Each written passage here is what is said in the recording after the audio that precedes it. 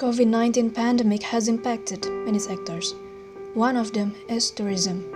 The virus spreads violently that limits our mobility to travel around. But we cannot let the pandemic take over us.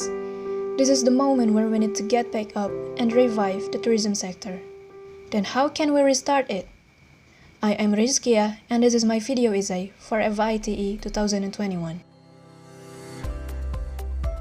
In this situation, the tourism trends have tended to shift from mass tourism to niche tourism, and during this pandemic, tourists are seeking for alternative tourism that its safety and security are guaranteed. One of the alternative tourism that is currently being developed is creative tourism. Creative tourism is not only limited to the production of arts and crafts, but also focusing on experience and active participation from tourists towards the destination. Meanwhile, to guarantee the safety and security of tourists, the Tourism Ministry and Creative Economy of Indonesia has a certification program called CHSE, Cleanliness, Health, Safety and Environment Sustainability for the tourism business actors.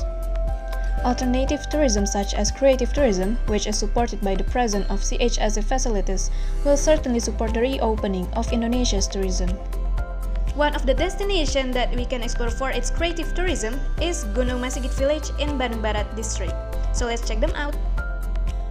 Even though this village is dominated by geotourism and its geodiversity, Gunungmasigit is also rich in biodiversity and cultural diversity. Talking about the cultural diversity, Gunungmasigit has a local tradition called Nyalin. This tradition is a ceremony usually performed by the local agrarian people during the harvest season as a form of respect towards Nyi Pohaci Sanghyang Sri. The ceremony is practiced by providing several necessities such as dawagan, frankincense, censer, lisong or cigar, rurujakan, snacks, sanggar, a place to store offerings made of bamboo, and several other additional necessities which Wali Puhun will then read prayers. Then how can this local tradition considered as a part of creative tourism?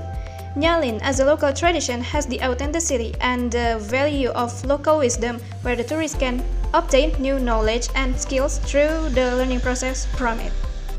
Tourists can actively participate by following the whole session of Nyalin, starting from Marit Pare, Ngagebuk, and so on. From this activity, tourists are invited to increase awareness and respect for culture and nature, especially rice as a staple food for Indonesians. And for the community itself, it's also beneficial because this tradition can be an identity for the village and its people within it.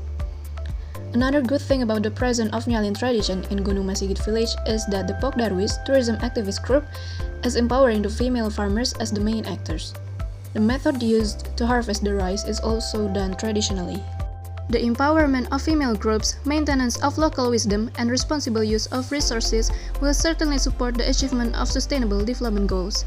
Some of the SDG that supported by the presence of Nyalin are SDG number 5 about gender equality through female empowerment, and then SDG number 11 about sustainable cities and communities through the preservation of cultural heritage, and then SDG number 17, partnership for the goals, as the tourism runs in this village has been successfully establishing partnership between the Pok Darwis and government, private sectors, and NGO in the form of sponsorship and training. In conclusion, the tradition of Nyalin is very potential to become a creative tourism product through the creation of unusual experiences. Making it as a tourist attraction can also preserve culture and have a good impact on the surrounding community. Hopefully, Indonesia tourism can be recovered as soon as possible and become our source of happiness again.